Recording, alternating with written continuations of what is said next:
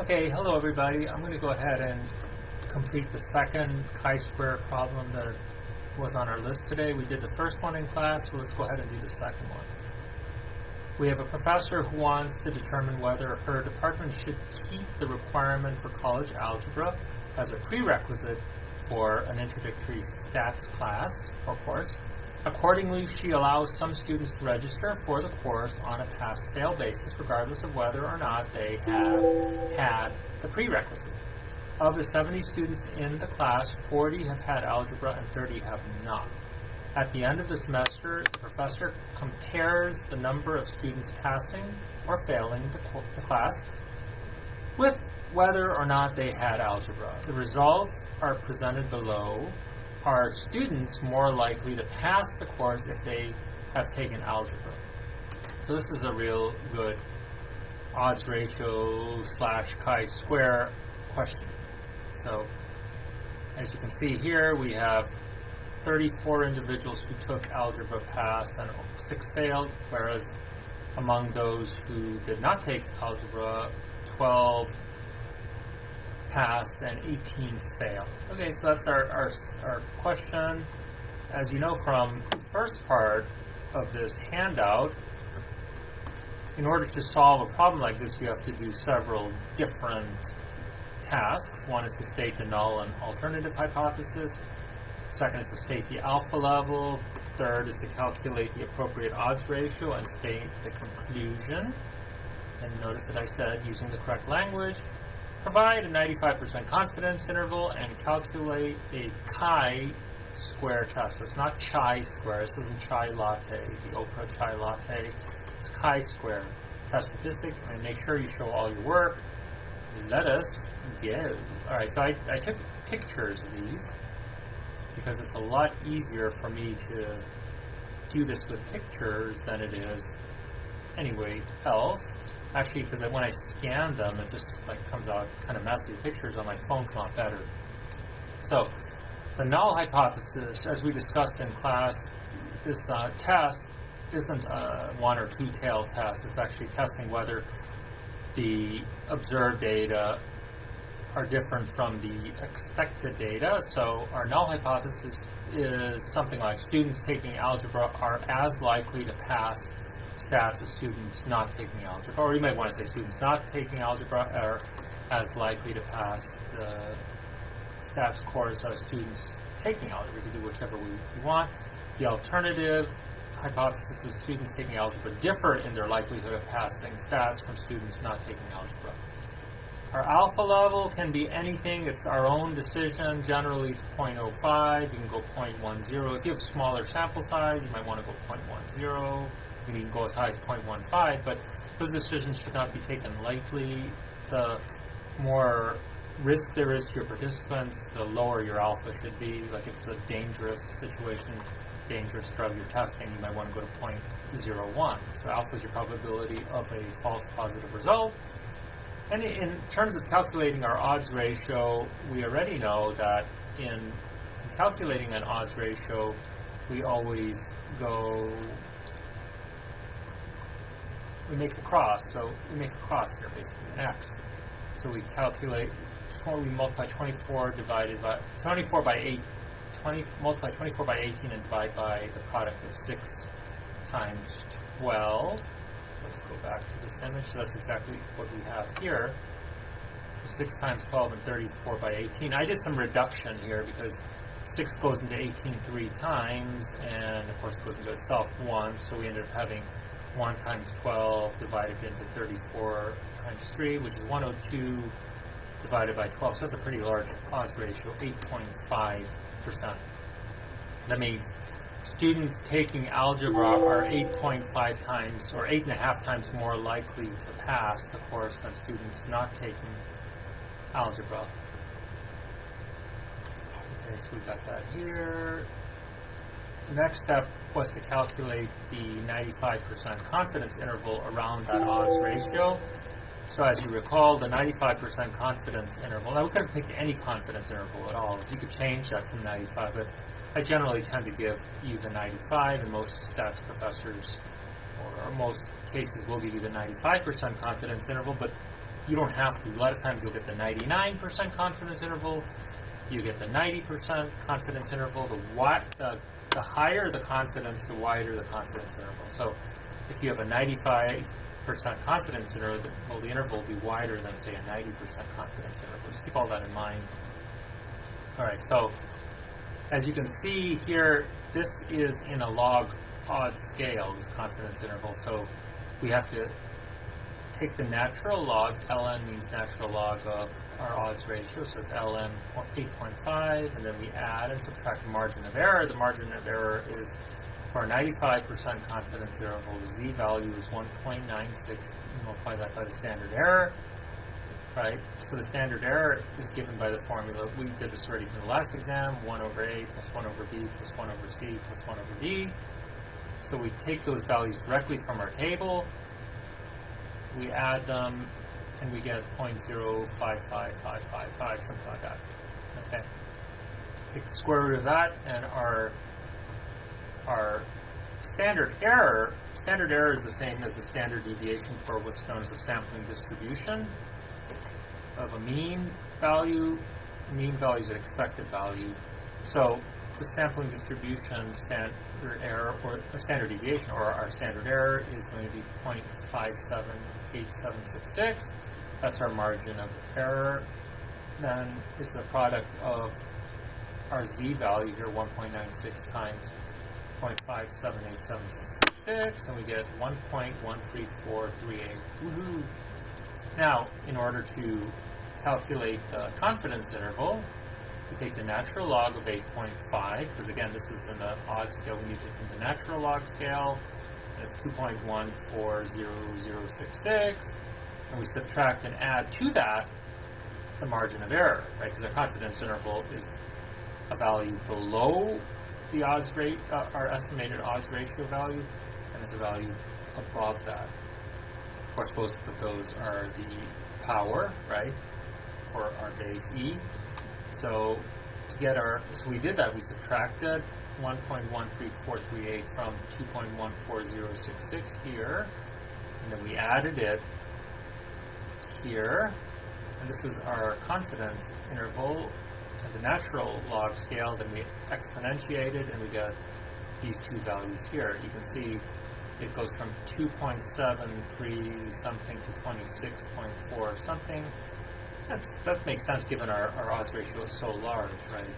By the way, the confidence interval is going to be related, the size of the confidence interval is going to be related to the cell size. The smaller the cell size is, the larger the confidence interval.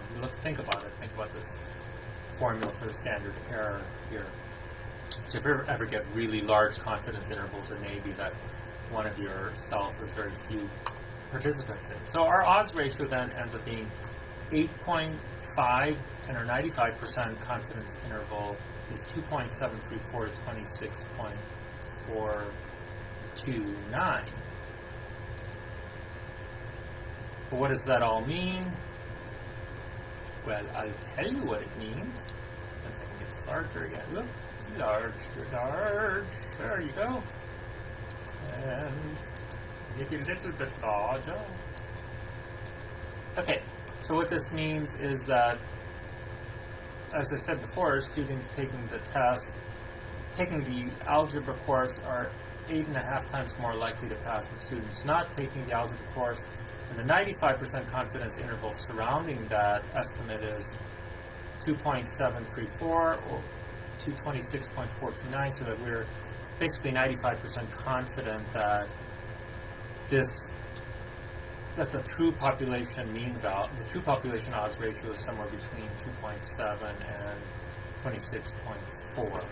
Okay, so this is our estimate based on our sample, but the true one is going to lie somewhere between here and here. Okay. So now let's go ahead with calculating the chi-square. Okay, I'm just getting the chi-square.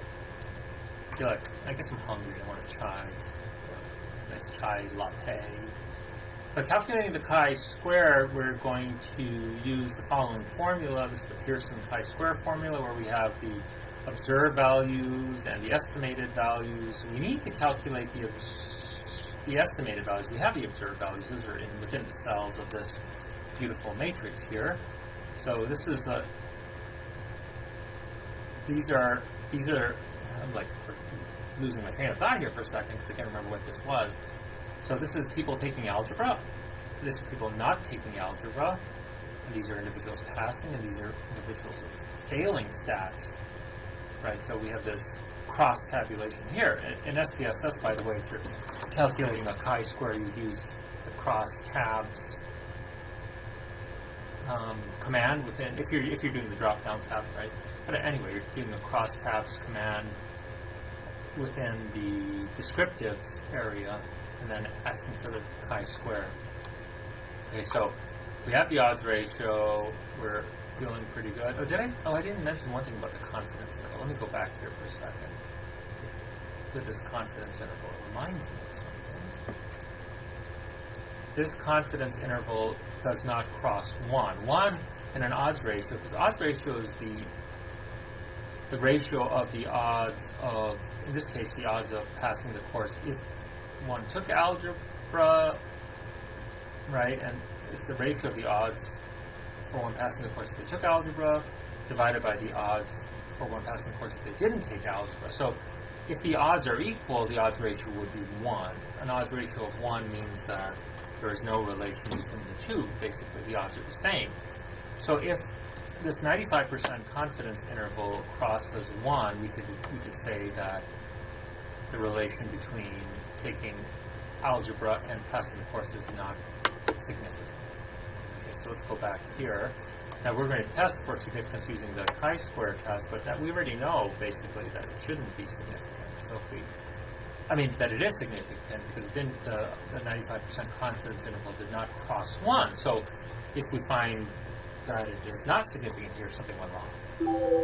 Okay, let's look at the formula for the expected cell count. So that appears both in the numerator and the denominator. Of course, we're squaring the numerator here. So the expected value, and I here equals the cell. So this is cell 1, and I equals 1, I equals 2, I equals 3, I equals 4. So, and this means the summate, in case you're not familiar with this symbols. The summate, we're summating from I equals 1 to I equals 4, since there's 4 different cells here. The expected value is going to be the row total times the column total divided by the total sample.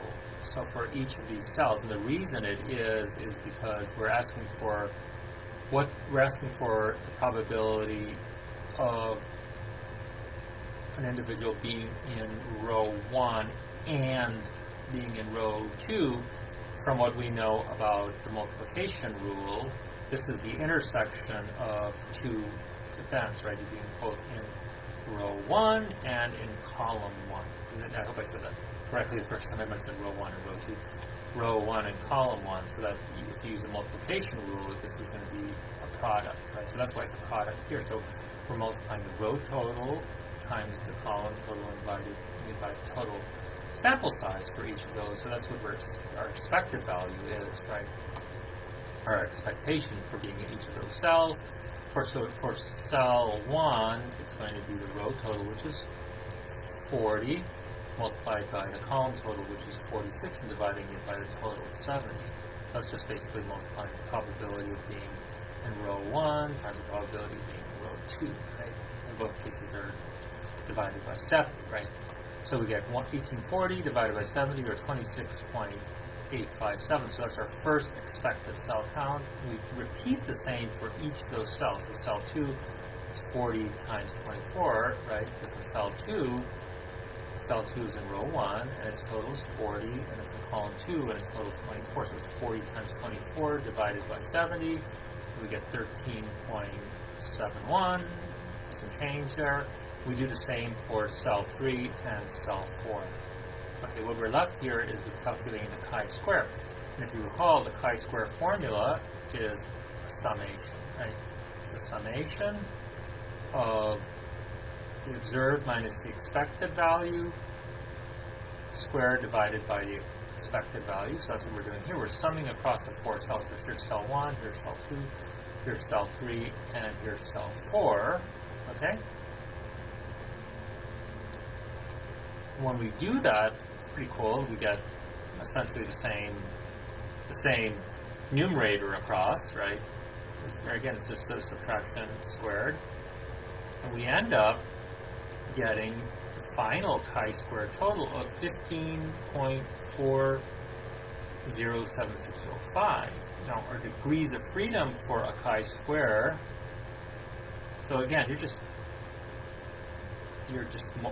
doing this subtraction here, squaring it and dividing by the expected value. So that's what we're getting here, okay? And in the end, what you do is you just add these all up together and you get your chi-square total. To determine whether this chi-square is significant, we're going to compare it to a chi-square critical value from a critical value table. And in this case, our critical value with 1 degree of freedom. The degrees of freedom are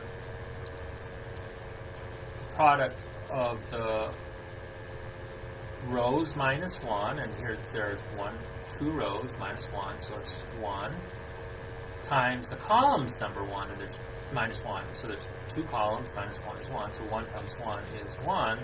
So our degrees of freedom are 1, or is 1. Interesting. And our critical value associated with the degrees of freedom of 1 is 3.84. In order to determine whether this result is significant, it has to be higher, larger than the critical value associated with an alpha of 0.05 and 1 degree of freedom. And indeed it is. 15.407605 is greater than 3.84, so we would reject the null hypothesis here. So both using the chi-square calculation and using our 95% confidence interval, which gives us actually more information than just using chi-square, we're able to reject the null hypothesis, and we conclude that taking algebra is a wise, as a prerequisite, is a wise move in the college. So we should do that. Thank you all, and I hope this was helpful. All right, bye.